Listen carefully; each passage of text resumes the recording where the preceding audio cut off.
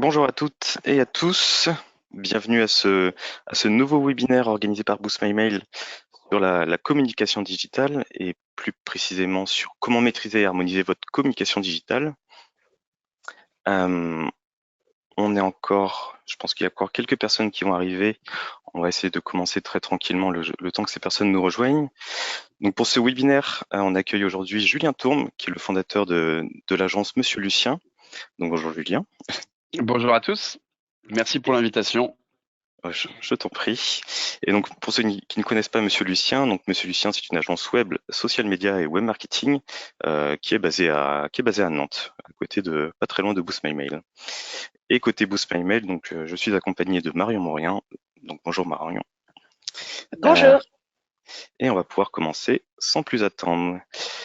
Quelques mots sur ce webinaire qui va se dérouler en deux parties. On va avoir une partie plutôt de présentation qui va durer une quarantaine de minutes, je pense, et on va enchaîner ensuite avec une partie questions-réponses. Donc n'hésitez pas à poser vos questions au fur et à mesure de la présentation. On y répondra seulement à la fin. Mais n'hésitez pas. Et donc pour poser vos questions, c'est tout en haut à droite, vous avez normalement une petite flèche rouge avec une partie questions à l'intérieur. Et donc on commence sans plus attendre. Julien, je te donne la main sur le PPT. Super, merci beaucoup Sylvain. Effectivement, donc quand on parle de communication digitale et de maîtrise et d'harmonisation, on est obligé de penser site web. Pourquoi? Parce que le site web, souvent, c'est la base d'une identité numérique. C'est souvent le point convergent de toutes les actions digitales que vous allez mener. D'accord. Souvent sur un site internet, on va chercher à vendre, on va chercher à générer de la prise de rendez-vous, du téléchargement de plaquettes, du formulaire de contact. Alors bien sûr, c'est souvent le point de convergence, mais parfois ça ne l'est pas forcément. On peut avoir une stratégie de générer du trafic en point de vente.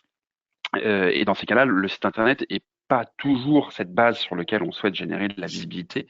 Mais c'est vrai que ça va être un élément souvent indispensable et qui va pouvoir faire aussi office d'élément de réassurance, même lorsqu'on a un point de vente, on parle d'une marque, d'une entreprise, d'un commerce, je vais taper le nom sur Google et puis je vais voir ce qui ressort. Le point de départ quand on a un site internet, c'est de définir des objectifs et, désolé pour l'anglicisme, mais des indicateurs de performance qu'on appelle KPI. En fait, vous pouvez pas avoir un site internet et même une stratégie digitale si vous n'avez pas des objectifs et des indicateurs. Ça veut dire quoi? Ça veut dire qu'en gros, votre site internet, pour maîtriser votre communication, il doit vous servir à quoi? C'est quoi l'objectif du site internet? Et quels sont les indicateurs que vous allez suivre? Est-ce que c'est de la visibilité? Est-ce que c'est des ventes? Est-ce que c'est des plaquettes téléchargées? Est-ce que c'est de la prise de rendez-vous? Et ça, c'est très important de le mettre en amont parce que si vous n'avez pas ça en amont, bah, ça revient un peu à jeter une bouteille à la mer en espérant que peut-être ça puisse vous générer des clients, des prospects, vous permettre d'atteindre vos objectifs. Donc, point très important, c'est de définir ces objectifs et ces indicateurs de performance avant de construire votre site Internet. Bien sûr, qui dit site Internet dit aussi charte graphique, c'est-à-dire qu'on ne peut pas avoir un site web aujourd'hui sans charte graphique, sans logo. Nous, on vient encore nous voir aujourd'hui, certaines PME, TPE viennent nous voir avec un projet de site web et en nous disant bon non, non, pas de charte graphique, vous faites ce que vous voulez. Ça, c'est pas possible. Quand on parle d'harmonisation, de cohérence, lorsqu'on veut maîtriser sa communication digitale, il faut absolument avoir une charte graphique. Et si on pousse la réflexion un peu plus loin, on va travailler l'UX, donc l'expérience utilisateur, avoir une charte graphique, un parcours, une arborescence qui va simplifier justement la navigation de l'utilisateur sur votre site. Et on passe par des phases de maquettage, c'est-à-dire qu'on fait une maquette de votre site internet avant de l'intégrer, bien sûr, et de publier. Quand on parle de site web, le contenu, c'est bien sûr le nerf de la guerre. D'accord? Les utilisateurs viennent sur votre site web parce que oui, vous êtes bien référencé, parce qu'on a entendu parler de vous, mais il faut bien sûr que le contenu qu'on va retrouver sur ce site web, il donne envie de prendre contact, d'acheter un produit, de venir en point de vente, etc. Et puis le contenu, c'est aussi important pour le SEO, pour tout ce qui va être référencement naturel. Hein. Plus vous allez donner de matière à Google, plus vous avez de chances d'optimiser le référencement de votre site web. C'est important, bien sûr, pour les internautes et aussi parce que c'est de la matière à recycler pour vos autres leviers. Une fois qu'on a un contenu sur votre site web, que ce soit des pages physiques, que ce soit des fiches produits, que ce soit des articles de blog, que ce soit un livre blanc, je dis n'importe quoi, bah, tout ça, c'est du contenu qui va vous permettre aussi d'alimenter vos autres canaux, des newsletters, des réseaux sociaux, des signatures de mails. Et donc, forcément, l'idée, c'est de voir une communication digitale comme une communication qui va être un peu 360, où chaque levier va permettre de générer du trafic sur les autres leviers. Donc, c'est très important de penser aussi et de réfléchir à ce contenu lorsqu'on va alimenter son site web. Je voulais rapidement parler aussi sur le fait d'avoir la main sur votre site internet. Quand vous êtes accompagné par un prestataire, par un freelance, par une agence, peu importe, pour nous, c'est très important que vous puissiez avoir la main sur votre site web. Pourquoi? Parce que, en fait, ça vous permet de facilement intervenir sur votre site web, de modifier du contenu, d'accord, des textes, des photos, des images, de créer une page sans avoir besoin de passer en fait par votre prestataire. Et donc, bien sûr, vous allez avoir une plus grosse réactivité. En plus de ça, ça vous permet de faire de l'A/B testing. L'A/B testing, c'est quoi? C'est de dire, bah tiens, j'ai envie de tester une nouvelle tournure dans mes messages, un nouveau contenu, un nouveau visuel. Je peux dupliquer une page, créer une page, tester mon contenu rapidement, sans tout le temps avoir besoin de solliciter le prestataire en question. Point très important, aujourd'hui, le site web, c'est du responsive et c'est primordial. D'accord? Aujourd'hui, on va dire que 75% du trafic est fait via smartphone, via tablette, etc. Donc, il faut absolument que votre site soit responsive. C'est obligatoire. Pour vous donner un ordre d'idée, maintenant sur certains clients, quand on fait des gabarits, des maquettes, on fait tout de suite les maquettes effectivement responsives. On démarre par ces maquettes parce qu'on sait que 3/4 du trafic va venir en fait du responsive. Donc on va d'abord travailler sur ces maquettes responsives avant de faire des maquettes plus classiques au format desktop. L'idée, c'est bien sûr de créer de la valeur pour intéresser l'internaute. Aujourd'hui, dans les comportements d'un site web, on se rend compte, que les internautes, ils vont aller sur votre site web, mais ils vont venir pas uniquement parce que vous présentez votre entreprise, ça va être peut-être la raison une, mais ensuite ils vont revenir parce que vous avez un blog, des livres blancs, des webinaires à disposition, des newsletters, du replay, et ensuite ils vont aller peut-être s'abonner en fait à vos réseaux sociaux. Ce qui va se passer, et c'est votre comportement, je l'imagine aussi, c'est vous voyez effectivement, on vous parle d'une marque, d'une entreprise, d'un produit, vous allez sur le site web, et ensuite, ce qui va vous intéresser, c'est le contenu qui va avoir de la valeur, et justement, peut-être la présence en dehors de ce site web, sur les réseaux sociaux, parce que vous allez beaucoup plus régulièrement sur les réseaux sociaux que retourner sur ce site web. Vous abonnez à une newsletter parce qu'il y a une promesse derrière d'avoir des conseils, des astuces, et c'est ça qui va être intéressant. Promesses, enfin, conseils, astuces, tout ça, les réseaux sociaux, les newsletters qu'on va avoir derrière, bien sûr, qui doivent être chartés aux couleurs de l'entreprise, mais on aura l'occasion d'en reparler. Donc c'est vraiment important d'être dans cette logique de se dire, j'ai un site web, mais c'est pas pour le laisser plat, entre guillemets, c'est d'y apporter du contenu, de la valeur, justement pour que mes internautes aient envie de s'intéresser à ma marque, à mon entreprise. Et puis le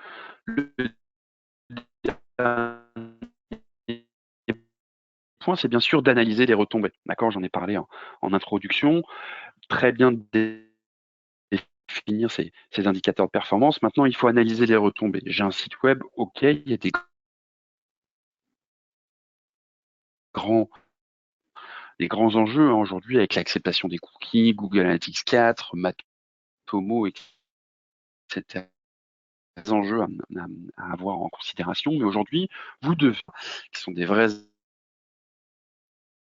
être en mesure, typiquement, de mesurer que sur, je sais pas, tant de produits vendus, il y en a tant qui proviennent du référencement naturel, que sur tant de formulaires de contact, il y en a tant qui vont travailler son site, être sur un projet de refonte ou de création en fonction de vos besoins. Je vais prendre la main donc pour parler du mail qui va être l'outil du quotidien en entreprise, qui va faire partie de l'harmonisation du coup et de la cohérence de votre communication digitale. Donc, avant de commencer, une distinction entre l'email du quotidien et l'emailing. Effectivement, l'emailing est plus destiné aujourd'hui à l'envoi en masse à une base de données, alors que le mail du collaborateur, ça est plutôt une communication personnalisée, conviviale, en one-to-one. Et en général, le taux d'ouverture d'un email est bien supérieur à celui de l'emailing. Les mails ne sont pas considérés comme du spam, ne vont pas dans les indésirables, ils sont lus par vos prospects, vos clients, vos fournisseurs. Et il est donc aujourd'hui important d'avoir une signature de mail à votre image où vos collaborateurs vont être des ambassadeurs de votre marque. Aujourd'hui, en moyenne, on échange quand même 49 emails par jour et par collaborateur en entreprise. Il est donc important d'avoir sa signature à jour. Ces mails permettent à votre entreprise d'être visible par beaucoup de personnes chaque jour et donc d'intéresser vos destinataires sur votre site internet, vos réseaux sociaux, votre contenu. Donc la signature de mail est un canal de communication à exploiter comme un levier de communication digitale à proprement parler. Ce qu'on constate aujourd'hui dans les entreprises, c'est que la charte graphique n'est pas forcément respectée. Il y a une absence de cohérence pour l'entreprise. On a des bannières pas à jour. D'ailleurs, qui a encore sa bannière de bonne année en avril ou une bannière d'un salon qui est terminé? Ce genre d'erreur arrive très fréquemment et ça représente des erreurs dans votre communication et dans votre cohérence qui sont dues au fait que les collaborateurs, ils gèrent eux-mêmes leur signature à la main. Ils viennent mettre leur lien cliquable. Parfois, ils vont rajouter une photo qui n'est pas forcément à la charte de l'entreprise. Et il est aussi impossible de reconnaître les retombées liées aux bannières dans les emails parce qu'on n'a pas forcément de lien de tracking ou de lien cliquable dessus. Donc, exploiter ce canal de communication correctement, c'est gérer et créer les signatures de mail pour l'ensemble de vos utilisateurs et ainsi maîtriser votre image de marque à chaque email sortant. Exploiter ce canal, c'est aussi s'assurer que vos collaborateurs ont des signatures à jour, avec des bannières à jour de l'actualité qui permettent de diffuser des contenus, des salons auxquels vous participez et plein d'autres d'ailleurs communications que vous pouvez y apporter. C'est pouvoir aussi améliorer vos campagnes de communication en insérant des bannières cliquables et ensuite avoir des statistiques pour savoir quelle bannière est la plus cliquée, quelle bannière intéresse le plus vos destinataires et ensuite pouvoir corréler ces données et proposer du contenu qui intéresse vos cibles.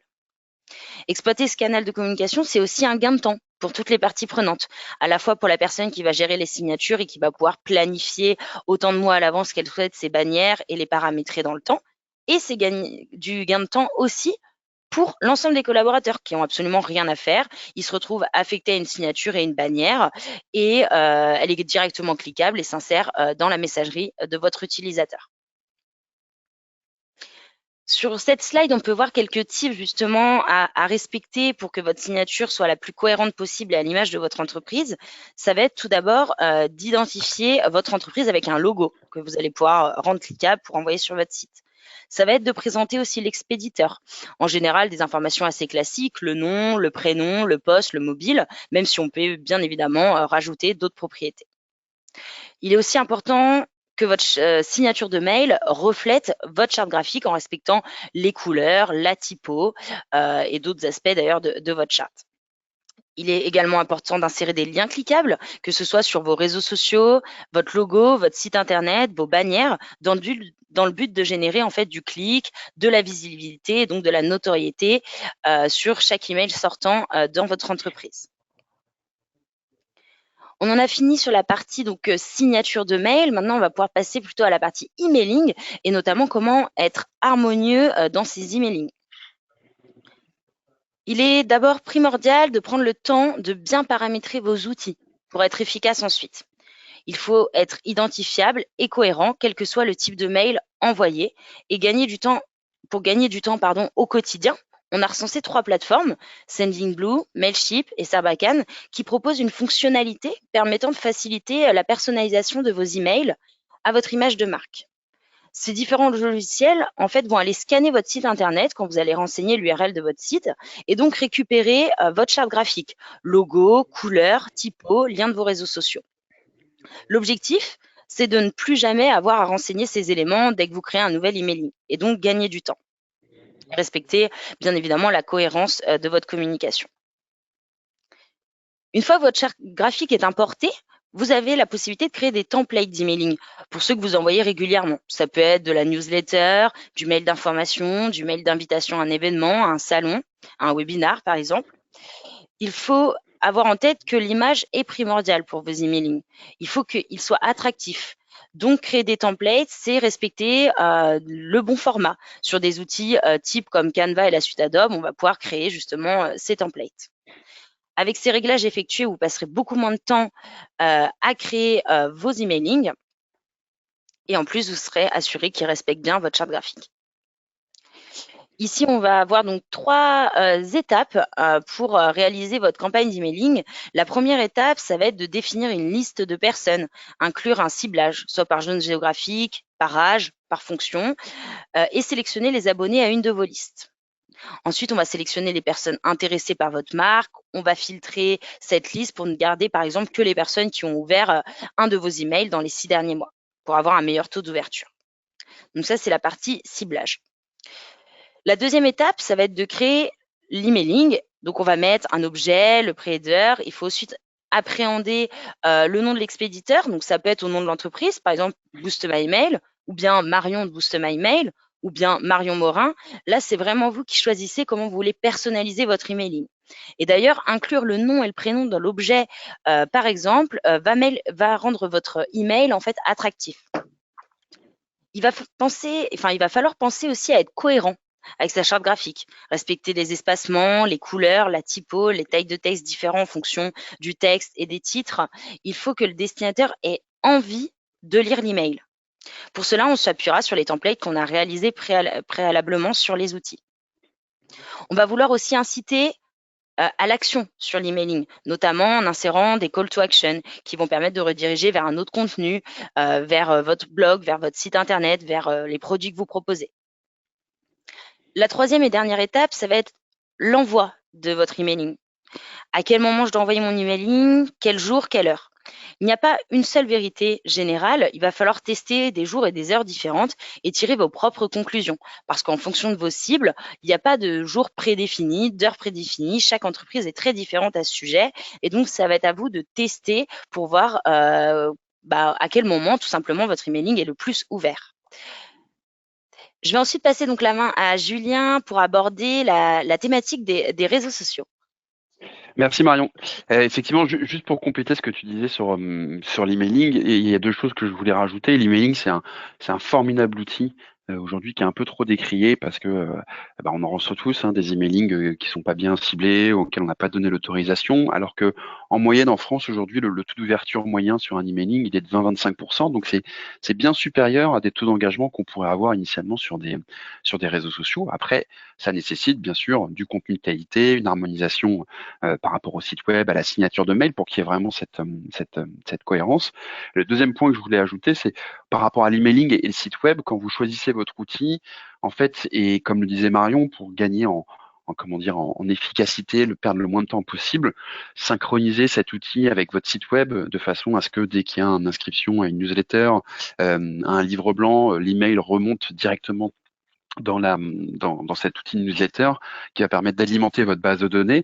En plus de ça, tous ces outils qu'on a vus, Sarbacane, Mailchimp ou Sendinblue, nous par exemple on utilise Sendinblue chez Monsieur Lucien, ils ont des outils d'automation. Donc vous pouvez créer des scénarios qui vous permettent d'envoyer automatiquement du contenu, de relancer automatiquement certains mails. Donc c'est vraiment super, des outils super pertinents à condition bien sûr qu'ils soient bien utilisés. Mais il faut qu'il soit bien configuré, comme le disait Marion à la base, pour vous faire gagner un maximum de temps, tout en conservant la maîtrise et l'harmonisation de votre communication digitale. Merci pour ce complément, Julien. Concernant les réseaux sociaux, alors évidemment sur les réseaux sociaux, il y a beaucoup de choses à faire. La première chose sur laquelle je souhaitais prendre la parole aujourd'hui par rapport à ça, c'est de se dire que les réseaux sociaux, déjà, c'est pas une obligation. D'accord? Contrairement à ce qu'on peut entendre partout, les réseaux sociaux, c'est une obligation si vous avez quelque chose à dire. D'accord? Et ça, c'est super important. J'en parlais quand on préparait ce webinaire avec Marion et Sylvain d'un cabinet d'avocats qui nous a contactés, spécialisé dans le transport, la logistique, et qui voulait absolument un compte Instagram. Et évidemment, on échange avec eux. Pourquoi un compte Instagram? Et leur seule réponse, c'était de dire, parce qu'on a des belles photos de nos bureaux. C'est évident que au bout de 2 photos, 3 photos des nouveaux bureaux, on aura vite fait le tour. Et puis, est-ce que c'est sur Instagram que leur cible est présente? Est-ce que c'est sur Instagram que j'ai envie de faire appel à un cabinet d'avocats spécialisé dans le droit, le transport, la logistique? Je suis un peu sceptique là-dessus.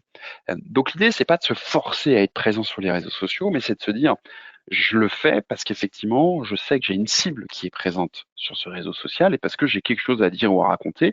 Autre partage d'expérience, une entreprise qui nous sollicite et quand on veut parler des réseaux sociaux, on se rend compte qu'ils disent, nous, on peut communiquer sur rien du tout parce que tout ce qu'on fait, c'est secret défense. Ah oui, si on peut rien montrer, est-ce que vraiment les réseaux sociaux ont un intérêt? Alors, il se trouve que oui, parce qu'on peut détourner, on peut trouver une autre approche, mais c'est vraiment de se poser la question, pourquoi je peux aller sur les réseaux sociaux? Et comme pour le site web, alors je suis assez pénible là-dessus, mais pour moi, la parole sur les réseaux sociaux, c'est objectif et KPI, indicateur de performance à analyser. Mes objectifs, c'est quoi? Pourquoi je veux être sur les réseaux sociaux?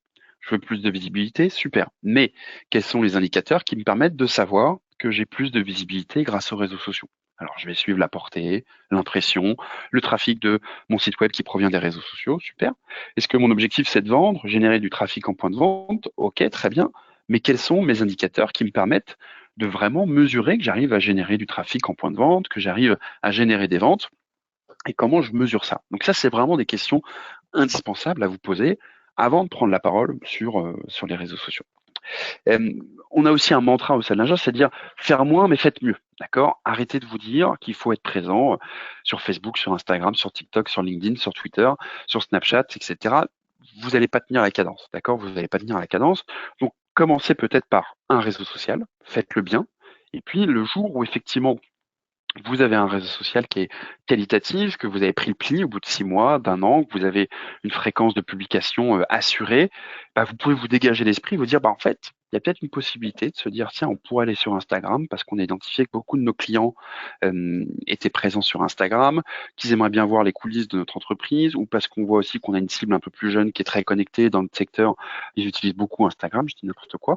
Mais allez-y, effectivement, doucement, pour pas vous pour pas vous nuire à vous-même en disant bah voilà on veut être présent partout et ce qui va se passer c'est que vous n'allez pas forcément être en mesure en fait d'assurer euh, la pertinence des contenus et le rythme de publication derrière. N'hésitez pas à poser vos questions directement dans le chat, on y répondra bien sûr à la fin. Ce qui va être intéressant aussi, c'est de se poser la question de la ligne éditoriale. Ça veut dire quoi? Ça veut dire qu'à partir du moment où vous devenez un média, à partir du moment où vous prenez la parole sur les réseaux sociaux, vous devenez un média, d'accord? Au même titre qu'une chaîne de télé, qu'une radio, qu'un magazine, ce que vous voulez, vous devenez un média et vous donnez de l'information à une audience. Il y a peut-être quelques centaines d'abonnés, quelques milliers, et puis plus tard des dizaines de milliers, des centaines de milliers, peu importe, mais vous devenez un média, et donc cette ligne éditoriale, il faut la définir. La ligne éditoriale, c'est quoi? C'est le ton, le positionnement, le fil rouge. Donc c'est est-ce que je tutoie, est-ce que je vous vois, est-ce qu'on se positionne comme des experts, est-ce qu'on vulgarise, est-ce que c'est des termes techniques, au contraire, est-ce que c'est un langage plutôt familier, courant, est-ce qu'on communique avec l'humour, à quel rythme on publie sur les réseaux sociaux. C'est toutes ces questions qu'il faut se poser, quelles sont les valeurs qu'on a envie de véhiculer, etc., etc. Je vous donne une petite idée d'exercice que vous pouvez faire en interne.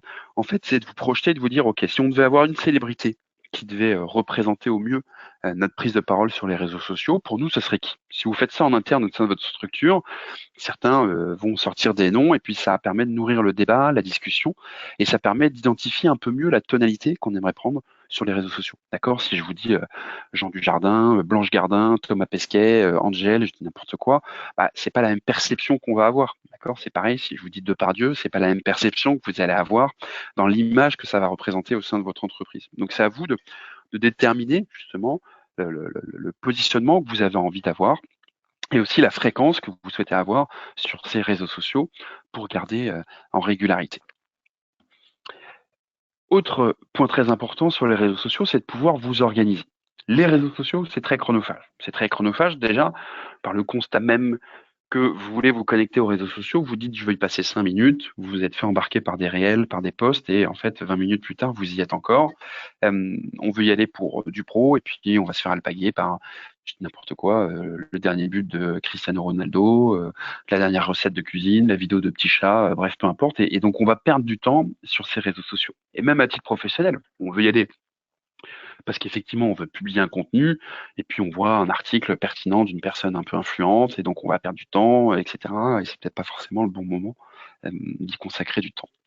Je vais typiquement vous donner un outil plusieurs outils, mais un très important pour vous organiser, c'est le calendrier de publication. Le calendrier de publication, votre objectif, en fait, c'est d'anticiper la production de contenu sur les réseaux sociaux. Pourquoi? Parce qu'on s'est tous retrouvés dans le cas de figure en se disant ça fait 3 semaines qu'on n'a rien publié sur les réseaux sociaux, ça serait bien de publier du contenu, de quoi on peut parler, tiens, il y a ça, hop, on balance, et on se retrouve à faire une publication un peu bas de gamme, qui valorise pas forcément votre activité, qui n'a pas forcément été travaillée, pour lequel on va avoir 3 likes dans 2 collaborateurs, et donc forcément, ça va créer de la frustration en interne, donc l'objectif, c'est essayer d'anticiper pour créer du contenu de meilleure qualité. Et le calendrier de publication, on va le décomposer en 3 parties. Dans un premier temps, tous les événements nationaux, internationaux, qui font de la visibilité, d'accord? Donc vous les connaissez tous, hein, c'est la Saint-Valentin, c'est Roland-Garros, c'est la rentrée des classes, c'est Noël, c'est la finale du Super Bowl, la Ligue des Champions. Après, il peut y avoir plein d'autres événements, hein, la journée mondiale de l'environnement, du recyclage, Movember, bref, toutes ces journées-là qui font du bruit dans les médias. Et votre objectif, c'est d'en identifier quelques-uns qui peuvent être raccords avec votre activité, de les positionner dans votre calendrier de publication. Pourquoi? Parce que vous allez pouvoir anticiper et vous dire, tiens, il y a la semaine du développement durable qui est de telle date à telle date. Il se trouve que c'est clairement dans notre secteur d'activité. Bah, comment on peut anticiper justement et produire du contenu un peu qualitatif plutôt que se retrouver le lundi matin, j'allume ma radio et j'entends aujourd'hui c'est la semaine du développement durable et de se dire zut, on aurait pu faire des trucs, on n'a pas anticipé et puis on fait un truc un peu à l'arrache, pas qualitatif. Une fois que vous avez positionné ce qu'on appelle ces marronniers, donc ces actualités, l'idée c'est de se dire, ok, j'ai ces actualités, maintenant c'est quoi mes actualités? J'ai tel salon, je sais que je vais avoir une phase de recrutement, j'ai une réponse à un appel d'offres, que je lance mon commerce, que je référence de nouveaux produits, que j'ai l'arrivée de mon nouveau site web. Bref, toutes ces actualités, normalement, bah, vous avez un peu de visibilité justement pour pouvoir l'anticiper. Donc ça, c'est intéressant. Et donc, c'est de positionner aussi ces différentes actualités dans votre calendrier de publication. Une fois que vous avez fait ça, normalement, vous devez avoir un peu un mapping et dedans, vous allez pouvoir venir garder en régularité avec du contenu complémentaire qui va être des articles de blog, des témoignages clients, de la mise en avant de produits, des conseils, des astuces en fonction de votre secteur d'activité. Et c'est ça qui va être intéressant, bien sûr, pour votre activité. Là, à partir de ce moment-là, vous allez avoir un calendrier de publication à 3, 6 mois, 1 an, avec bah, tout simplement du contenu qui va pouvoir être anticipé. En plus du calendrier de publication, un peu comme le disait Marion par rapport à des outils de newsletter ou d'emailing, bah, c'est pareil, vous allez pouvoir créer des templates sur Canva, qui est un outil, il y a une version gratuite, une version payante, qui vous permet de renseigner toute la charte graphique de votre entreprise, de créer des templates, et derrière, ça vous permet pas d'automatiser, quoique maintenant il y a même de l'intelligence artificielle qui vient se coupler, donc on peut faire quand même beaucoup de choses, mais en tout cas de rapidement de pouvoir mettre une photo et qu'elle soit chartée aux couleurs de l'entreprise et de gagner du temps dans sa production. Donc ça va être super intéressant. Et le dernier outil, c'est de pouvoir s'aider d'outils extérieurs. Alors Canva, la version premium, le permet, qui vont permettre de synchroniser tous vos réseaux sociaux à un endroit et de pouvoir programmer votre contenu. Alors nous, on utilise beaucoup Swello, Mashup Web, qui sont des outils français. Les plus connus sont Buffer, Hootsuite, etc. Ces outils donc qui permettent de synchroniser vos réseaux sociaux et de pouvoir programmer vos différents contenus depuis cet endroit-là. Ça vous évite d'avoir à vous connecter pour programmer des contenus sur les réseaux sociaux et ça c'est bien parce que ça vous évite d'être happé par un contenu quand c'est pas le moment. Et puis ça permet de programmer d'un seul endroit sur différents réseaux sociaux, donc ça vous fait évidemment gagner du temps par la suite. Les réseaux sociaux, il faut bien comprendre aussi le fonctionnement de l'algorithme. En fait, les réseaux sociaux, ils fonctionnent de façon un peu particulière, c'est-à-dire que chaque réseau social va mettre en avant les contenus qu'il juge pertinents. Le souci aujourd'hui, c'est que je prends Instagram, je prends LinkedIn, ils sont pas capables de savoir si vraiment votre contenu est pertinent. Et le seul moyen pour ce réseau social pour savoir si votre contenu est pertinent, c'est quoi?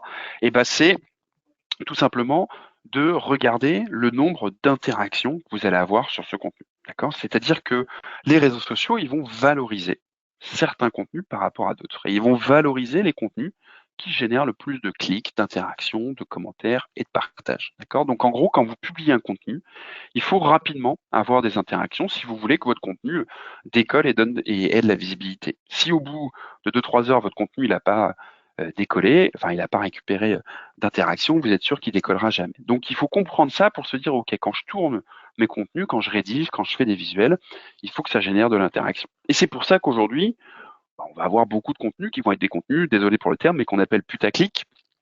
C'est des contenus qui vont avoir des titres très racoleurs, qui vont générer du clic, et puis vous arrivez derrière, c'est un peu sans intérêt, pas très pertinent. Hein. Les médias sportifs sont très doués pour ça, hein, ce qui s'est vraiment dit dans le vestiaire du PSG. Puis quand vous cliquez dessus, c'est creux. C'est pour ça que vous avez beaucoup de jeux concours qui incitent à liker, à commenter, à partager, parce qu'en fait, ça force les gens à commenter, à liker, partager. Donc ça force l'algorithme à donner de la visibilité. Je vous engage pas à faire du contenu putaclic, hein, c'est juste pour vous expliquer le fonctionnement rapide des réseaux sociaux. Bien sûr, votre présence sur les réseaux sociaux, elle doit être reliée, d'accord? Mais sur tous les autres leviers digitaux. C'est-à-dire qu'on parlait de site web, sur votre site web, ça paraît évident, mais vous devez afficher votre présence sur les réseaux sociaux. Euh, Votre présence sur les réseaux sociaux, elle doit être dans votre signature de mail, c'est évident. Marion, elle en parlait tout à l'heure. On peut pas envisager, si on a 49 mails par jour par collaborateur, que notre présence social media, elle soit pas affichée. D'accord? On ne peut pas envisager aussi que dans les emailing que vous allez envoyer, il n'y ait pas ce lien à chaque fois vers la présence social media.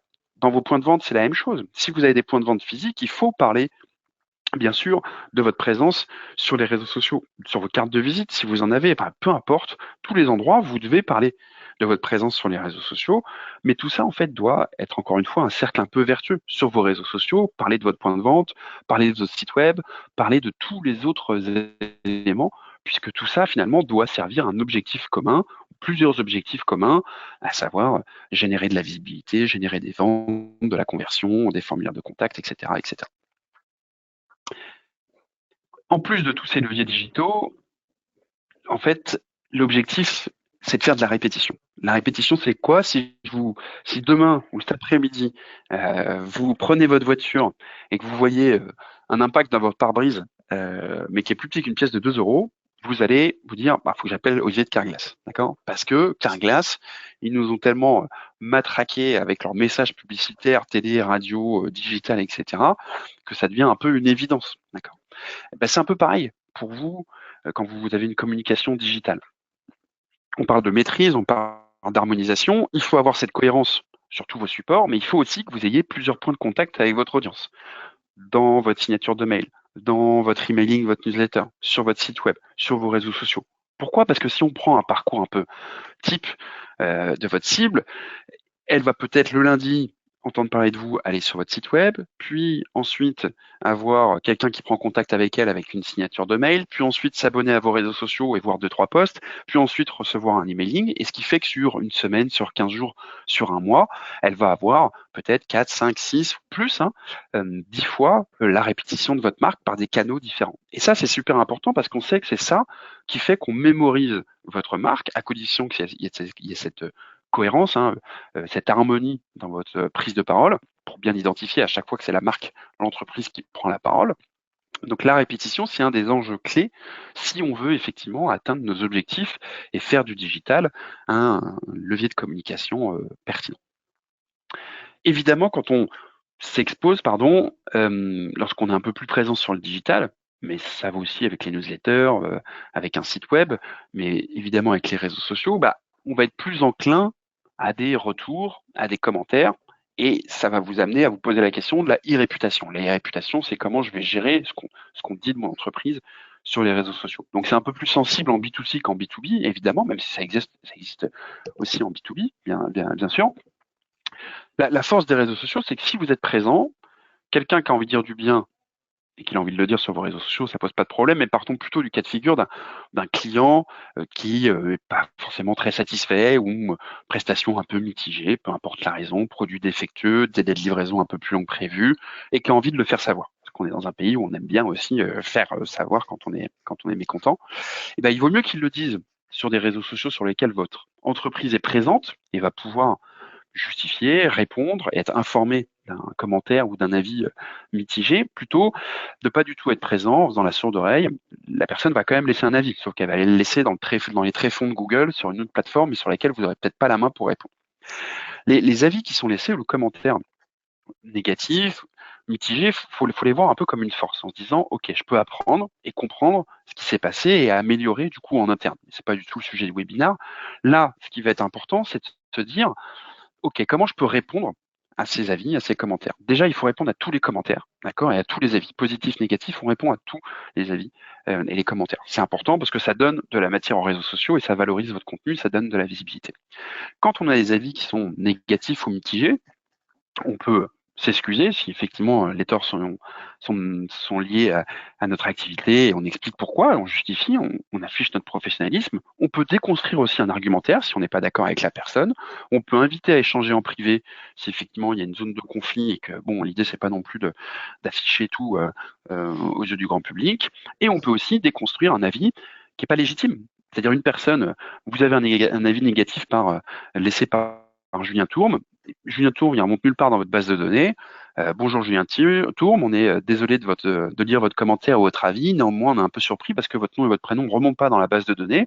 Pouvez-vous nous contacter sur cet email pour qu'on puisse échanger? Moi, je suis quelqu'un du grand public, j'arrive sur une publication et je vois un retour pro comme ça, ou sur une page Google avec un retour pro comme ça, je me dis, bon, ouais, laisse tomber, Julien Tourme, c'est peut-être un concurrent qui a laissé un avis négatif, et j'y attache pas d'importance, d'accord?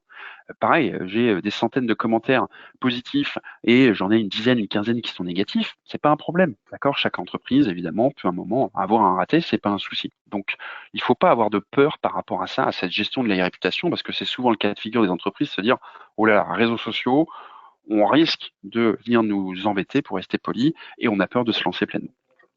Et le dernier point, bien sûr, sur les réseaux sociaux, ça ne déroge pas à la règle, il faut analyser les retombées. D'accord, c'est très bien de communiquer sur les réseaux sociaux, mais à condition d'analyser, est-ce que vraiment ça me permet d'atteindre mes objectifs? D'accord. Si vous n'avez pas ces indicateurs, si vous analysez pas derrière, c'est ce que je disais, vous lancez des bouteilles à la mer en espérant que peut-être un post va vous permettre de générer de la visibilité. Aujourd'hui, les réseaux sociaux, quand c'est géré par des community managers, Marion sait de quoi je parle, bah, typiquement, ces réseaux sociaux, il faut analyser derrière ce que ça produit. Sinon, bah, on voit trop les réseaux sociaux comme un boulot opérationnel. Poster sur Facebook, poster sur Instagram, sur LinkedIn, oui, c'est pas compliqué. Par contre, si on veut avoir une vraie réflexion, un calendrier de publication anticipé, avoir des indicateurs de performance, analyser ce qui fonctionne, ce qui fonctionne pas, faire le lien avec toutes nos actions, j'ai envie de dire, c'est quasiment un boulot plein temps. Alors, pas pour toutes les activités, on est bien d'accord, mais c'est une demande d'une vraie expertise, une vraie connaissance, et il faut absolument analyser des retombées si vous voulez améliorer et maîtriser votre communication digitale. Merci Julien. Merci Julien. C'est l'heure des questions-réponses. Je vois qu'il y en a déjà quelques-unes qui sont arrivées et qui sont sur la thématique plutôt des réseaux sociaux. Je vais en lire quelques-unes. Tu parlais à un moment donné de faire moins mais faire mieux. Et donc on a une question à ce sujet. Faire moins ne va pas déplaire aux algorithmes des réseaux sociaux justement? Si, alors évidemment, plus vous publiez sur les réseaux sociaux, mieux c'est pour l'algorithme. Alors attention à pas tomber non plus dans la surpublication, hein, c'est-à-dire publier plusieurs fois par jour. Enfin, je ne sais pas dans quel secteur évolue la personne, mais on oublie, hein, on va se dire que le maximum, n'importe quoi, si je parle de LinkedIn, on va dire 3 fois par semaine, hein, on va dire que c'est déjà super. Il y a Sur un petit Instagram, bug de connexion, je pense. après, encore une fois, par jour, c'est déjà top. Dépasser ce volume, ça n'a plus d'intérêt. L'idée que vous m'entendez, dites-moi si c'est revenu, Ça a bugué un petit peu, toujours c'était bloqué. au ralenti. Ça saccade, ouais. Ça va mieux ou c'est toujours compliqué? C'est revenu à la normale. Là, ça saccade encore ou c'est bon? C'est bon, c'est bon. C'est venu à la normale? Ok.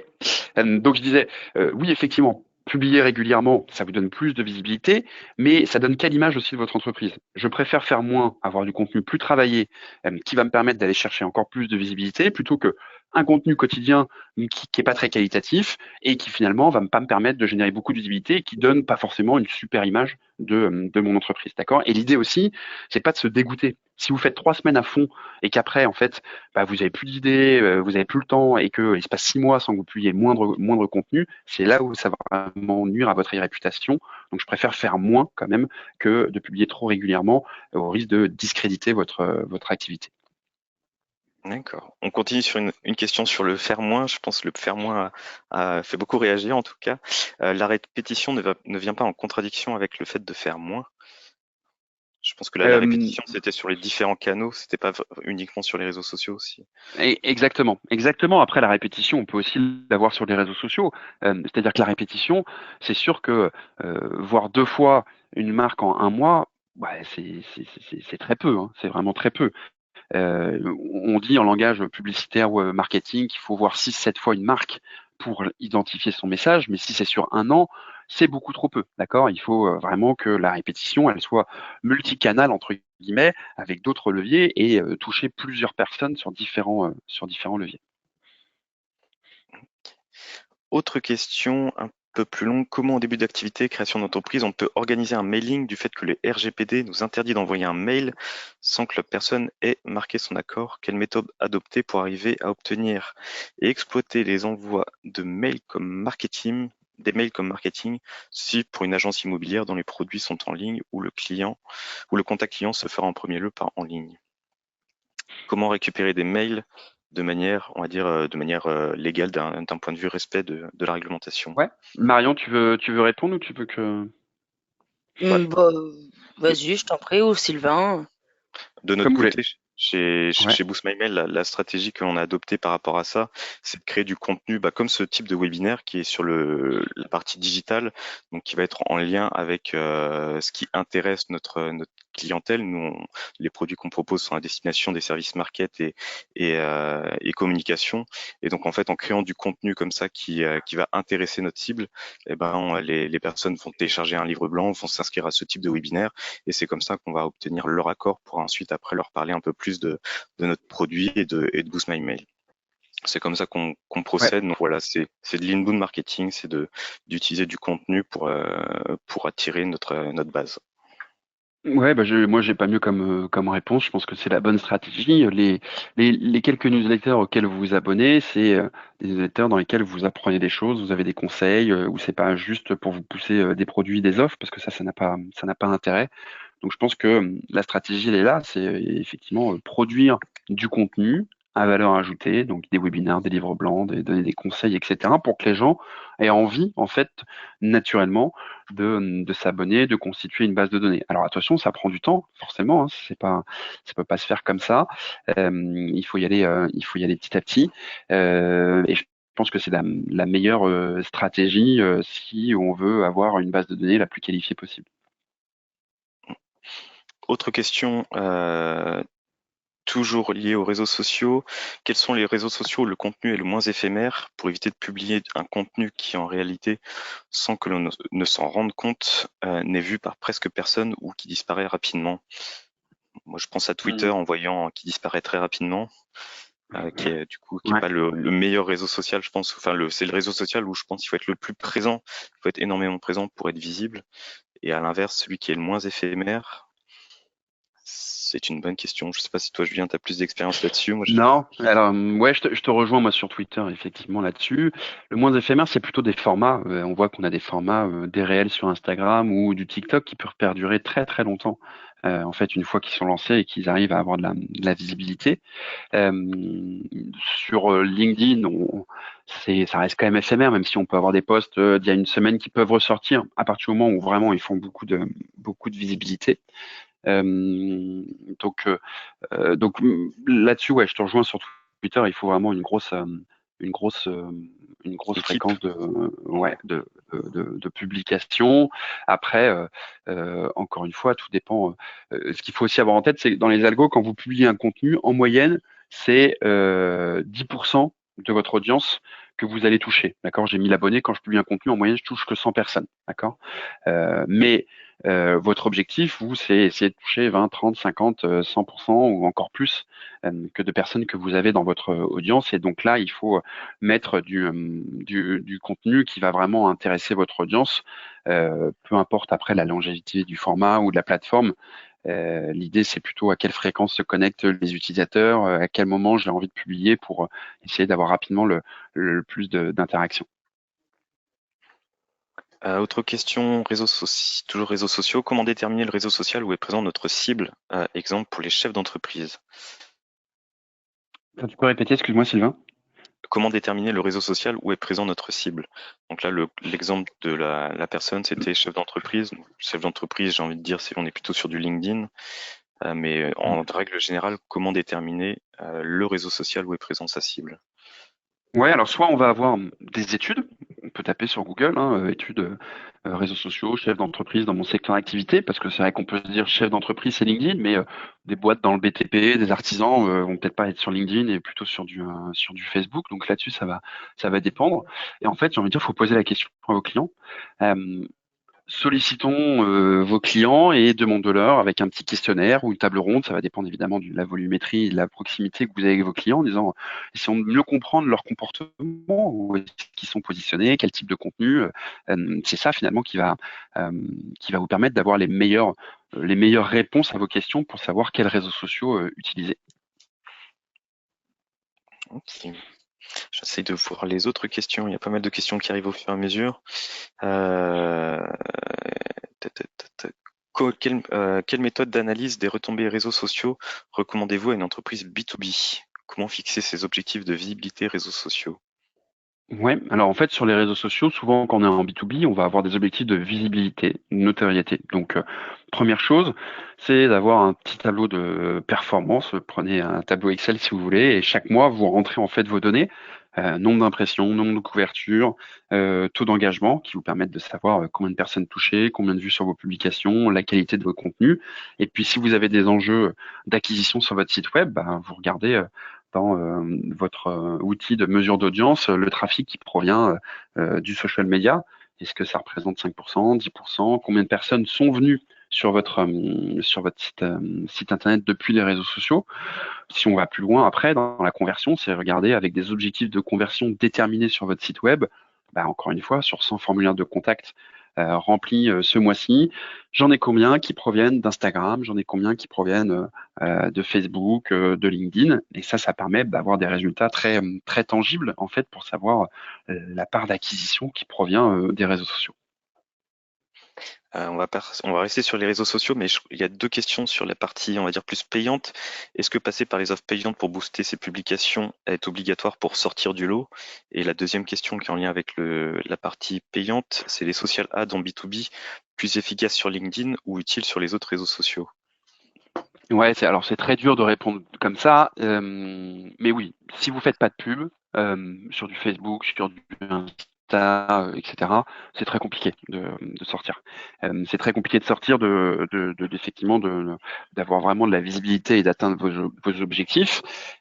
Il faut prévoir dans votre stratégie un budget social ads pour avoir de la visibilité. Ça me paraît indispensable. Sur LinkedIn aussi. Alors sur LinkedIn, le problème c'est que c'est beaucoup plus cher que sur du Facebook et sur Insta. Pour vous donner un ordre d'idée, sur LinkedIn, vous êtes obligé d'être sur un minimum de budget de 10 euros par jour et on va avoir du CPC en moyenne aux alentours de 4 euros. Là où sur Facebook et Insta, on va être à quelques centimes. Donc évidemment, c'est pas du tout la même stratégie. Il y a d'autres outils sur LinkedIn qui peuvent être intéressants, qui permettent de faire de l'automation. Je pense notamment à Wallaxy, nous qu'on utilise et qu'on implémente chez des clients pour faire. Alors c'est uniquement lié à vos profils, mais du développement de visibilité, de la prise de contact, développement de réseau, de l'envoi de messages. Mais oui, c'est un indispensable aujourd'hui, je pense, de prévoir ce budget publicitaire dans votre stratégie web marketing. Alors, autre question concernant le mass mailing, ai-je le droit d'utiliser le CRM des commerciaux de mon entreprise? Je pense que si votre enfin, Julien, je sais pas si tu veux répondre là-dessus, mais j'ai envie de dire, normalement, si vous utilisez le CRM des commerciaux pour faire une communication de marketing, légalement, je pense que vous êtes un petit peu borderline. Normalement, l'utilisation de la partie CRM des commerciaux, c'est pour faire plutôt de la prospection, pour faire du mailing marketing. Je pense qu'on est un petit peu, vous serez un petit peu borderline. Ouais, je suis d'accord. Alors après, ça va dépendre, à mon avis, si c'est du B2B ou du B2C, dans le sens où en B2B, on a moins besoin de l'autorisation des personnes, du consentement pour leur envoyer un emailing. C'est toujours mieux de l'avoir, de toute façon. Mais ça veut dire qu'il faut bien que vous envoyiez sur les adresses mail pro, d'accord? Donc, si vous avez des adresses mail du Gmail, du Hotmail, du Wanadoo, du Club Internet, bref, ce que vous voulez, ça, malheureusement, c'est des adresses perso, donc vous rentrez dans le contexte plutôt B2C. Donc là, il faut absolument le consentement. En B2B, effectivement, on peut partir du principe que si votre service peut apporter à l'entreprise en face, vous pouvez lui adresser sans son consentement. Après, je suis pas expert juridique, je suis pas avocat, donc il faudrait bien sûr reconfirmer tout ça. Il reste deux questions. Avez-vous mis en place des choses pour faire grossir votre base mail grâce aux réseaux sociaux?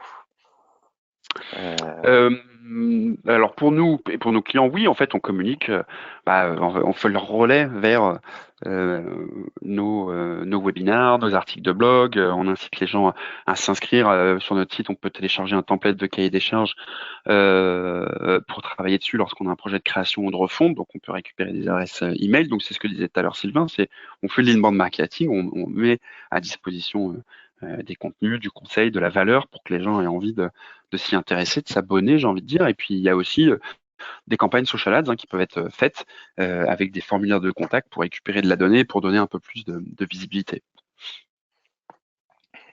Parfait. Et dernière question, il me semble, YouTube a un caractère permanent en termes de publication. Estimez-vous cette plateforme très utile en termes de marketing? Nous, d'un Ça va point de dépendre vue, de... Vas-y. d'un point de vue Boost My Mail, on l'utilise, par exemple, le replay de ce webinaire sera disponible sur YouTube, donc il va nous permettre de nous positionner sur du SEO, sur du moyen terme, donc on l'utilise dans cette optique-là. Donc oui, il y a d'un point de vue Boost My Mail, en tout cas, on a une utilité marketing sur l'utilisation de YouTube. Oui. Et Ouais. de ton côté, Julien? Oui, alors on le faisait effectivement les webinaires, pareil, on les mettait en replay, donc ça permet d'acquérir sur le long terme des contacts, des personnes qui vont rechercher sur YouTube en fait un tuto, une question, qui vont rechercher des conseils. Donc ça c'est bien. Après, on n'est pas du tout dans un réseau social qu'on va alimenter chaque semaine avec du contenu régulier comme on peut le faire sur d'autres plateformes. On peut partager les coulisses, les bonnes pratiques, puisque c'est un format très particulier de la vidéo. Donc là-dessus, il n'y a pas de bonne réponse. Ça va vraiment dépendre de vous, votre angle, votre secteur d'activité, votre cible et le contenu que vous souhaitez mettre à disposition. Ok, parfait. Et je pense qu'on est bon pour les questions. Eh bien, merci à tous pour votre participation. Merci. Du coup, c'est le moment de placer nos réseaux sociaux. Donc, n'hésitez pas à suivre Monsieur Lucien sur ses réseaux sociaux et donc Boost My Mail également de notre côté. Ça vous permettra de suivre nos actualités et donc notamment notre actualité d'un point de vue webinaire, parce qu'on en organise de manière assez régulière et c'est toujours lié à des thématiques plutôt liées au digital. Et d'ailleurs, le prochain webinaire sera organisé avec Swello, qui nous parlera d'un calendrier éditorial. Donc, ce sera notre prochain webinaire qui aura lieu le mois prochain. Voilà, donc merci à tous. Merci Julien pour ta participation Avec et ton plaisir. intervention. Merci à Merci vous. Marion également. Et puis, on vous dit à très vite pour un nouveau webinaire et bonne journée à tous. Bonne journée. Au revoir. Au revoir. Merci, à bientôt.